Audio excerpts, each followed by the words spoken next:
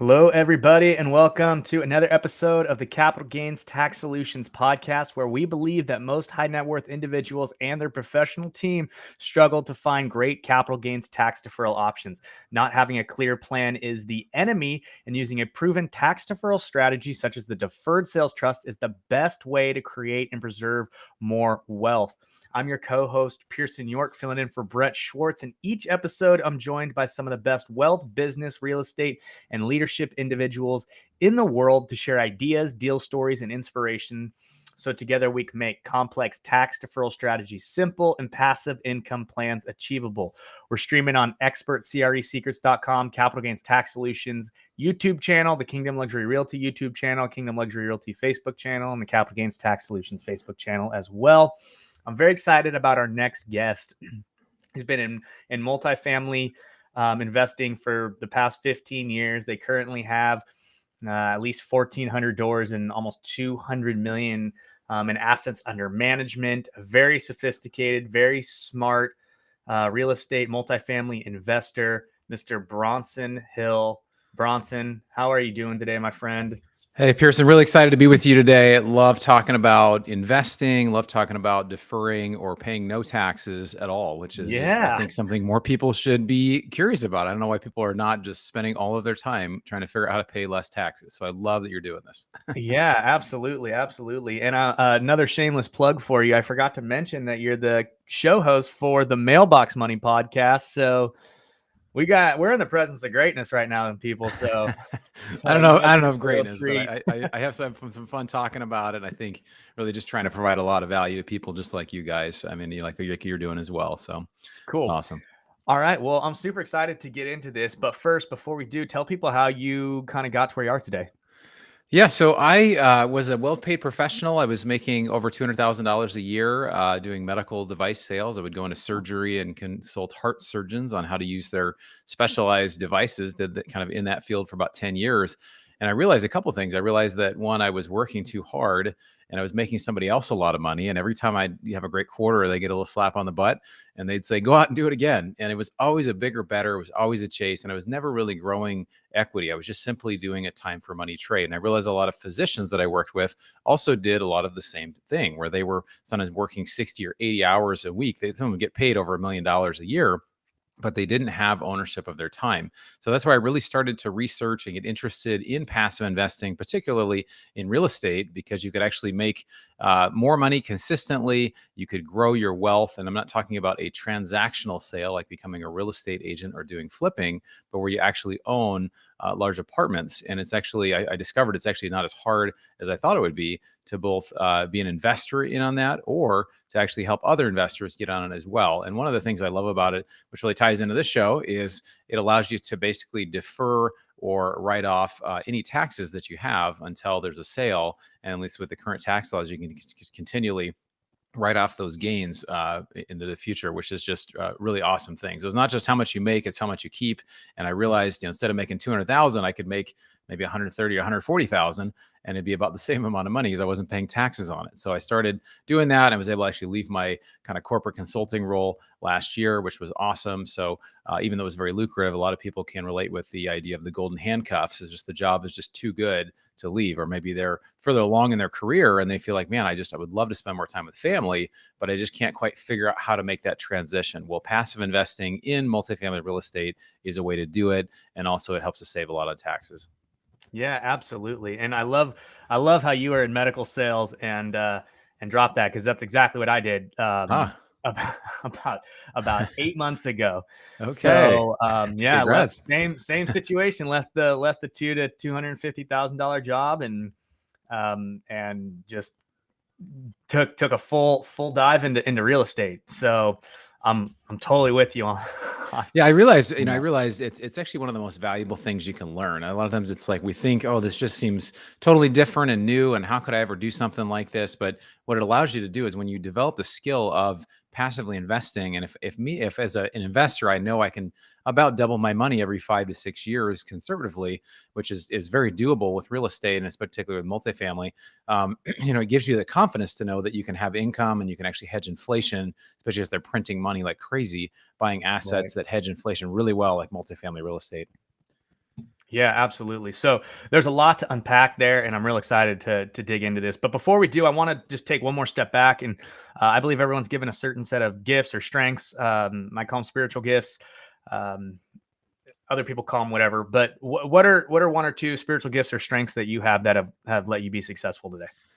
Well, there is a saying that God made only so many perfect heads, and He covered the rest with hair. So the fact that I'm bald may be one, but on a more serious note, other than that, I think my kind of secret sauce or my special gift to the world is I'm really good at connecting with people. I'm really good Yeah, at building relationships. I think the sales background really helped with that a lot, for but sure. really trying to find a way to connect with people and really add value. And I think there's something to it is when I first started doing sales years ago, and you may be able to relate with this as well, is that, I would just go and tell people everything that I had. Here's all the great stuff my product does. Here's all the stuff I can do for it. I wasn't getting very far. And what I realized was, it's that old saying, people don't care what you know until they know that you care or don't know how much Yeah, you care. And so when I started taking interest and I would just ask questions and I would really be curious about, what really this other person needed or who they were or the problems they were facing, it really allowed me to be in the position of a helper where I could really help people to help solve problems. So I've realized, like, if you are someone who just simply adds value, if you're someone who just comes around other people and says, "Hey, I want to try to help solve problems," it's amazing how many doors can open. And so, to me, I think that's something that I've learned. But I think just kind of a natural skill is being able to connect with people, being able to build relationships, and just really try to bring value. yeah, absolutely. I love that because, yeah, I learned real quickly that questions is the language of sales. So if you're not asking Yeah, questions and you're not really digging into what their actual problems are, mm, you go up and you product dump. Ugh, is the yeah. worst. I can't tell you how many meetings I've walked out of where I just was like, put my head down, just like, crap, dude, I blew that one. Like, Yeah. Well, I think it's kind of like a human bias. We really spend a lot of time in our own head, and we just approach the world just looking at everything. It's like when someone's speaking, I'm already thinking of what I'm going to say next in response to them, right? I'm not actually yeah, sitting and listening and empathize and say, "Oh, it sounds like you're really stressed at work," or "It sounds like you're trying to pay less taxes," or so I'm really trying to listen. And I think when people come around people, it's some of the best people that excuse me are in sales are very they're not salesy. I think of like used car salesy where it's like, hey, you look yeah, great in this nice 1972 Buick, right? But they're just very helpful, and they're really good at drawing out kind of what's in someone's heart, and even showing somebody a solution that they don't know they need. Like for you guys, you're showing people that, hey, you're paying too much taxes. A lot of people, so the majority, 90% of people have no idea that you can't even pay less taxes, that that's even yeah, possible to defer taxes or to pay no taxes at all. I mean, I've paid pretty much no income tax over the last 3 or 4 years as something called a real estate professional. So there's different ways there, and they're not loopholes. They're actually incentives the government provides so that you can provide value to others. So I think it's just great, when you can grow and you can learn, you can ask questions, you can really try to get value, or try to really understand where someone's coming from. Then it allows you to empathize and really bring a solution that can really help really where they're at. yeah, absolutely. So how does that help you in real estate syndications today? Yeah, well, I've actually spoken individually with over 1,200 millionaires one on one over a period of about 2.5 years. And so I That'll find do there's it. there's a lot. The average net worth is about 2 million, and there's very common problems. A lot of common things that I see is, people are very busy. They have no time, or maybe they're retired and they want to spend more time with family.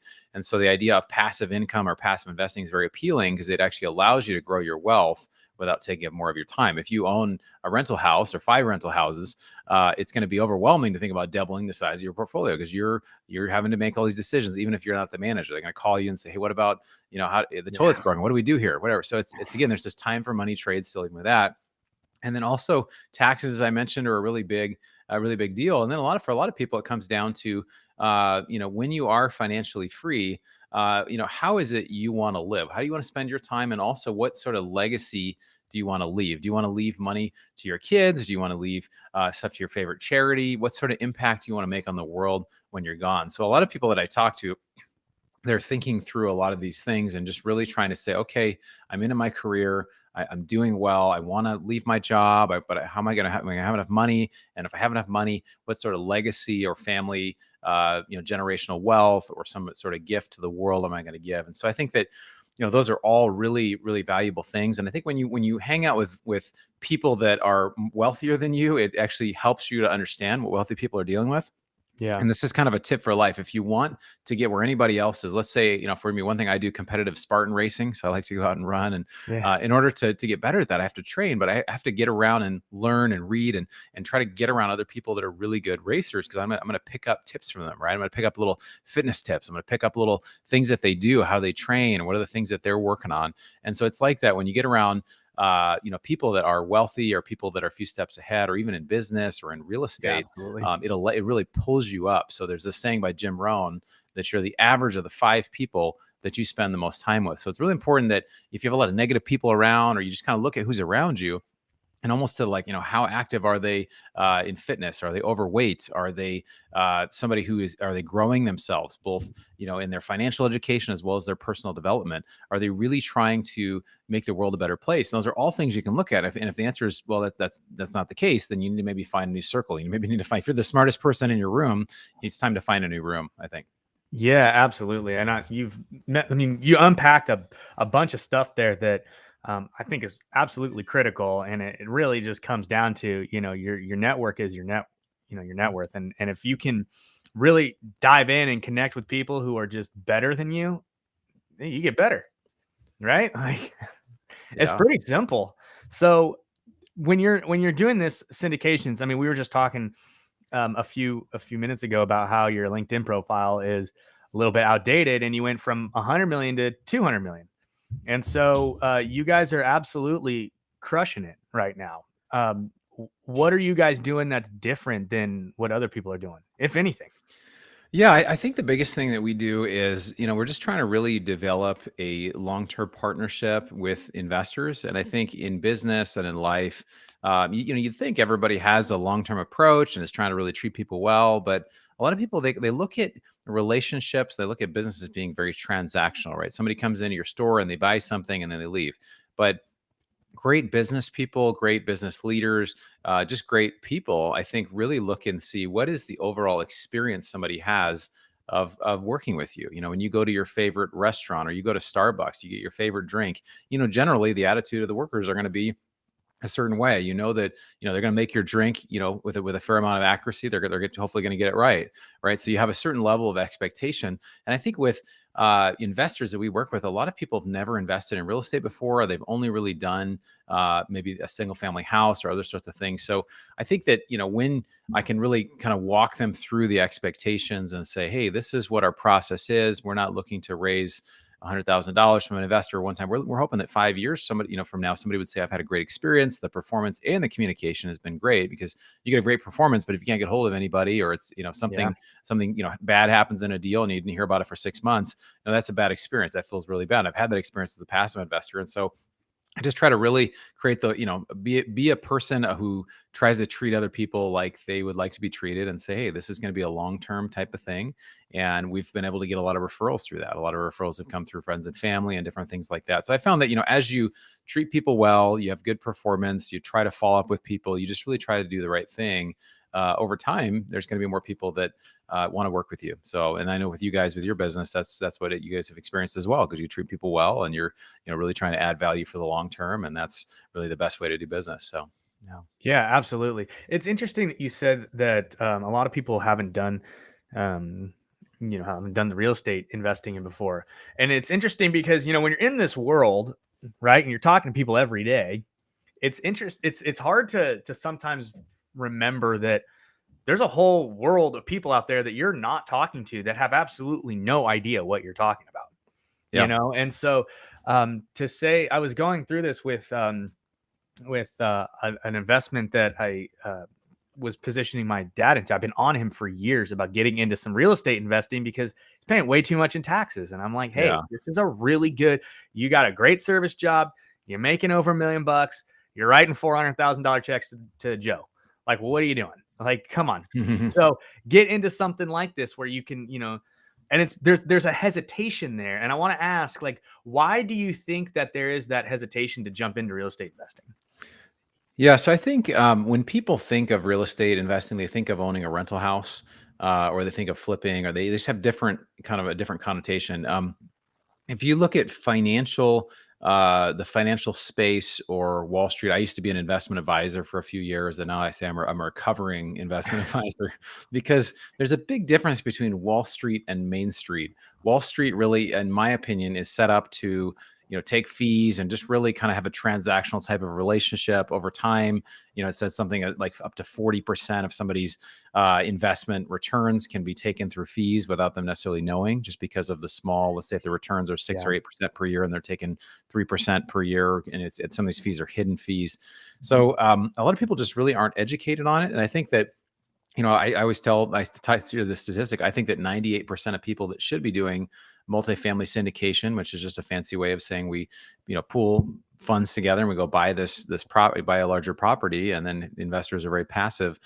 It's also in self-storage or mobile home parks or other things. But 98% of people that, they've just never heard of this. They just don't know that's a thing. But Wall Street spends billions of dollars per year educating us about traditional investments. And it's traditional just because they say it's traditional. And the interesting thing is when you say real estate is actually like real assets, right? Actually owning physical real things. Wall Street, it's like it's just owning paper. All you really own is paper. And so there are ways that you can actually roll your self-directed IRA or a 401k, a lot of times with most companies, into something that you can actually manage and actually own physical assets also. So I think it's just really education. A lot of people don't really understand it's there. A lot of people that aren't as wealthy, and when I say aren't as wealthy, don't have a net worth of 5 million or more.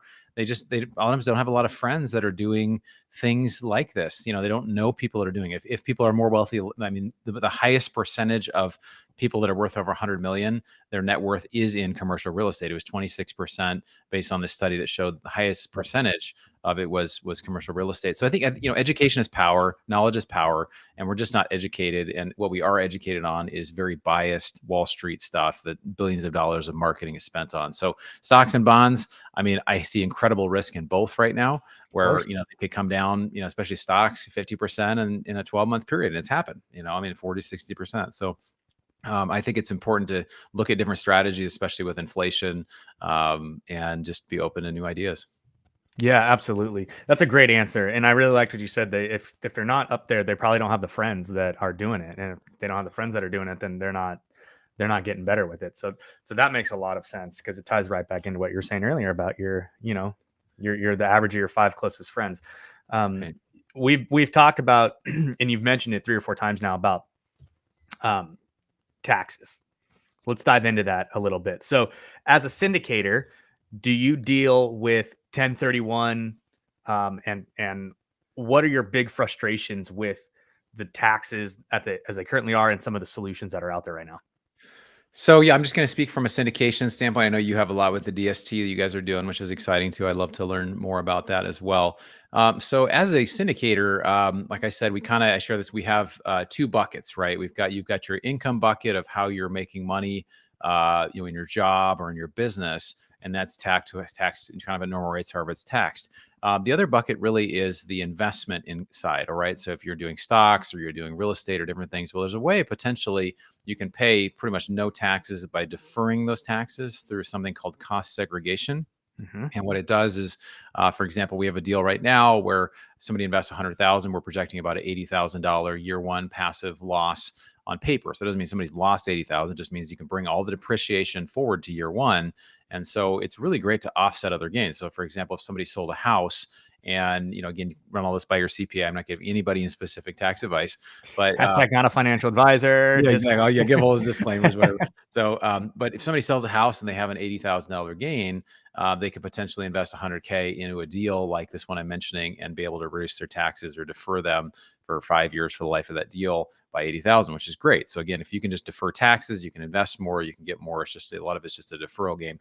The other thing that's really magical, and I kind of touched on this earlier, is there's something called the real estate professional designation. Most people don't know about this, but it's in the IRS tax code. Even a lot of CPAs don't know about this, but it allows you that if you are a real estate professional, meaning you're like a 1099 real estate agent, or you spend more time, maybe you have a real estate company, or you just spend more time working on real estate. It's got to be 51% of your time and at least 751 hours a year. But it allows you to take all these passive losses and actually, instead of just applying to this bucket over here, you can actually move them over here to your ordinary income. So I was able to do that the last few years of my job I was working, my consulting job. I was able to bring all that over, and I was able to save about 150,000 in taxes I would have paid. So you can also do this too if your spouse is a real estate professional. So it works very well if one spouse is a physician or some sort of high earner, and the other one is a real estate professional.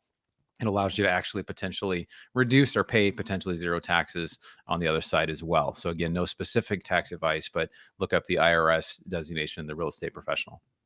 Yeah, I'm gonna go look that up because I have not heard of that before. Like spoken it to me like that. The way that I kind of understood understood it is that you could basically use like any sort of 1099 and just write off all of your expenses. But explain the loss part of it a little bit more. Is it just like Yeah. Yeah. So it's the 1099 where you can write off any expenses. That's with any business. So if you have a business, you can write off, pens or travel or any sort of, consulting or any expenses you have related to your business. Anybody can do that. But if you qualify as this real estate professional status, any sort of passive tax depreciated losses. And what I mean by that is when you buy a house, the IRS says there's a depreciation on the house. It is over 27 and a half years. You can write off the entire cost of the house. So every year you write off that portion of it. So around 3% per year or whatever that is percentage as an wise. investment property, correct? Even as a place where you live, you write it Even off as a because there's primary? even as a primary. So that's a normal tax write off that you get for owning a house you live in. So you can write that off. You can also write off the loan, some of the interest expense on the loan. So again, there's a couple things you can write off there. But when it comes to a commercial building, and I'm going to get a little nerdy here, so put your nerd hat on. Heck yeah. This cost segregation study, you basically break how it works is we hire an engineering firm. It costs a few $1,000s. It makes sense. Doesn't make sense necessarily for a house, but when you have a 300 unit apartment complex like we work with, hire a firm to come in. They break down the property into 4 parts. So we have the land improvements, the building, and the equipment. And they all have depreciation schedules. Now, the land and the land improvements don't necessarily depreciate at all, but the buildings and the equipment do. So typically it's a 5 to 15-year schedule on the buildings and the equipment. But with this thing called bonus or accelerated depreciation, you can actually bring forward, instead of 5 or 15 years, you can bring all of that forward to year 1. So that basically allows you to capture the future depreciation today, and you can basically use it as a loss today. Well, and the question what people might ask, well, if it's just a loss for today, what happens when you sell the property? Well, you do have something called a recapture where you have to pay it later. But let me give an example of why this actually works well. If somebody puts 100,000 into a deal, they get an $80,000 passive loss. They can use that against other sorts of passive gains. Again, assuming somebody is not a real estate professional, just again on this bucket over here, which is the investment side. And then let's say over 5 years, the 100,000 becomes 200,000, right? The deal's done very well. This property sold, you have $100,000 gain, and you've got some of the passive stuff or the other losses you had to recapture because when you sold later. So you have some gains you have to deal with here, right? So when you sell, though, you can actually take the $200,000, you can put it into new deals. You'll have more depreciation that you can take advantage of there. There are some changes potentially happening in the laws. We're not sure if they're going to continue with a full scale of the bonus or accelerated depreciation. My thought is it will likely be continued, but at least for the next year or two, you can really rack up as much of these passive losses as you can. And then again, for all the money that you would have paid in taxes, you can actually be investing that over the nenext 5 years, and you would have actually gotten more gains on that money in the meantime. So it's not only do you not pay taxes, you can defer the taxes, but there's also the gain of the money that you have now that you wouldn't have had that you can actually invest in the meantime, which is pretty great. So you're basically using the cost seg studies to offset the sales that you're doing from previous deals. So you have a deal, you sell it, you 1031 into a new deal, and then you do a cost seg study to write off the gain that you would have had for the deal that you have carrying forward. Yes and no. So it's not a 1031 is a more rigid structure that basically you sell a property, you put it with a third party called a accommodator. You have 45 days to identify a new property. This doesn't involve 1031 at all. 1031s are great, and we do work with 1031 investors typically if they have, 500,000 or $1 million, but some people just will sell. So this doesn't even require a 1031. It's just imagine the same calendar year you have a sell. Let's say somebody sells a property, they've got $100,000 gain. If they can just invest in another deal that they can get passive losses for this year, they can use those against their gains. So again, it doesn't require any sort of special structure to do that. It's just basically a buy and a sell. And then, with this cost segregation study that's done by our group, it's not really any action that investors necessarily take, except they get the form to their CPA and they work with it. But yeah, exactly. So let's say you sell a property in January and you buy a property in November, and you have 1 month of the in that calendar year. Do you get the entire 80% of the depreciation because it's not you can just depreciate the whole thing in one? Yeah, you do. Yeah, you do. And the reason why is it's basically, the IRS works on calendar years. So again, yeah, you sell a property in January, then that's why, it's important to think about, and this is, I'm sure for a lot of your clients as well, to just think about tax planning all throughout the year. So if you have gains or you have property, a lot of people are selling properties now. And when someone sells a property, it is important to think about, okay, if I have some gains over here, how can I use some real estate to offset other properties? I got to hear Robert Kiyosaki in person last year, wrote the book Rich Dad Poor Dad, and he was talking about, hey, if I make $1 million on a business deal, I basically got to put $4 million into some sort of a real estate deal or some other type of deal to be able to offset the gain, right? Because he is a real estate professional. He was looking for, and he's got some different ways that he does it. He's not necessarily doing syndication, but again, this is something that wealthy people really think about, because there becomes a real kind of art to tax strategy. And there actually are tax strategy firms. Some of them can be kind of expensive, where you can pay $10,000 to $75,000 a year, but they can really be helpful. I know a lot of people that are selling businesses, and there's things called installment sales. There's other things you can do to try to kind of spread that over time. But yeah, I think it is really important throughout the year to think about how you're planning for offsetting any sort of gains you have. Yeah, absolutely. So what we're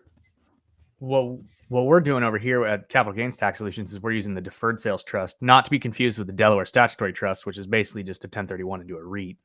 But the Deferred Sales Trust, which allows you to sell assets, and it's like kind of agnostic, so you can diversify. So you sell real estate, you can go into stocks, bonds, or a business, or hard money loans, or back in real estate when you want, without those 45, 180 days to close. And since you don't have to go back into like kind, you can sit in kind of liquid securities or liquid investments until you find the deals that hit you over the head, and then you can do the cost seg studies on top of that in order to capture the depreciation within the whole business trust. And so it's a really unique strategy that partners well with, especially with cost seg people, because they're our best friends, because cost seg and bonus depreciation is amazing, and it's like one of the best reasons to get into real estate. And so if you couldn't do all that kind of stuff, it wouldn't be a 10 out of 10. But since you can, it gives you flexibility, timing, optimal timing, cash flow, diversification, the ability to cost seg, and all that good stuff. And you guys can learn all about that at the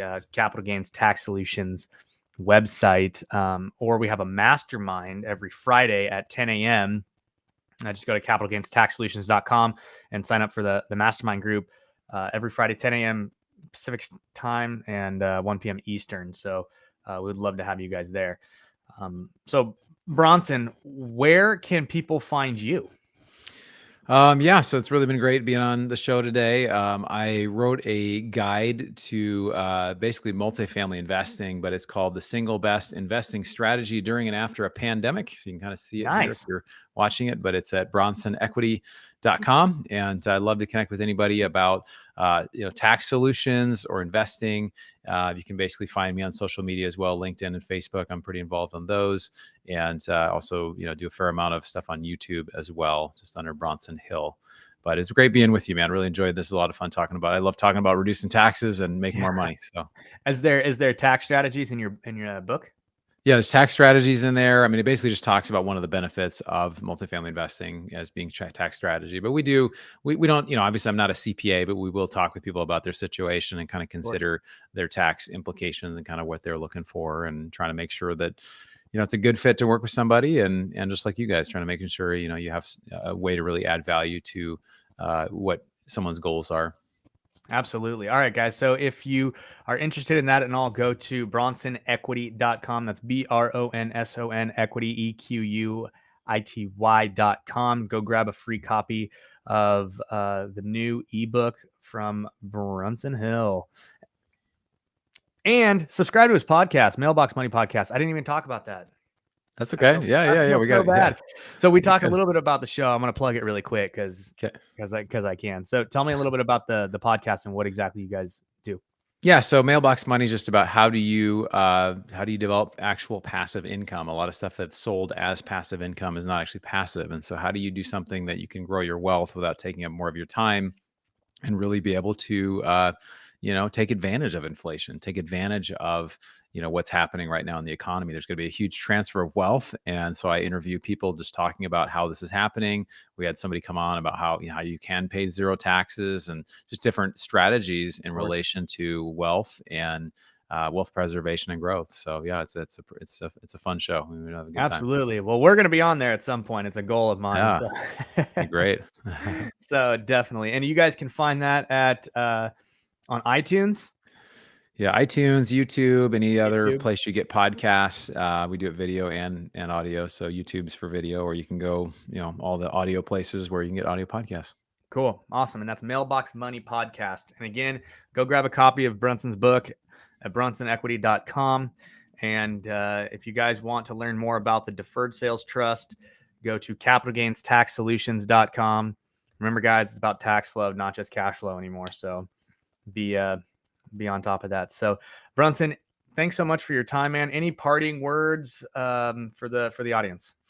I mean, I think we talked about a lot of great stuff. I think the biggest thing is just really, take time right now to educate yourself. I don't want to be a doomsday person, but I mean, there is so much stuff going on right now. It's really important that you pay attention to the economy, and we shouldn't just be real estate investors or certain asset classes. I mean, they've created 30 to 40% of all the currency in existence just in the last couple of years. So things are really changing on the macro level. And so we do an inflation panel once a month where we are inflation or multifamily. We talk about kind of these issues as well. That's cool. So anyway, but no, it's really great to be with your audience, and looking forward to connect. And I just love connecting on this stuff. So Yeah, absolutely. Can people go to the panel, or how does that work? Yeah. So how they sign up is they just go, if they download the guide, the single best investing strategy during and after a pandemic at Bronson Equity, they'll get notified about upcoming panels and events. Awesome. And are these live panels? Are they Zoom or? Yeah, they're virtual. So we've had some pretty awesome folks. I mean, in the financial world, we had a guy named George Gammon. We've had Rick Rule, who's a metals guy, and we've had a couple of the real estate guys and other folks that, I mean, in real estate and in economics, we're starting to get kind of people that are more well known, which is really fun. So I get to moderate that, which is always nice. Cool. All right, guys. Well, we will definitely be checking that out over here. BronsonEquity.com. And Bronson, thanks again so much for your time, man. I really appreciate it. And thanks again, everybody, for listening to another episode of the Capital Gains Tax Solutions podcast. As always, we believe most high net worth individuals and those who help them struggle with clarifying their capital gains tax deferral options. Not having a clear plan is the enemy, and using a proven tax deferral strategy such as the Deferred Sales Trust is the best way to grow your wealth. Please rate, review, subscribe. Thanks again for all of your time. Thanks, Bronson, for everything that you do and for everything you've done today, and all the value you provided to our audience. And thanks again for your time. And we'll see you on the next one. Awesome. Thanks, Pearson. Great.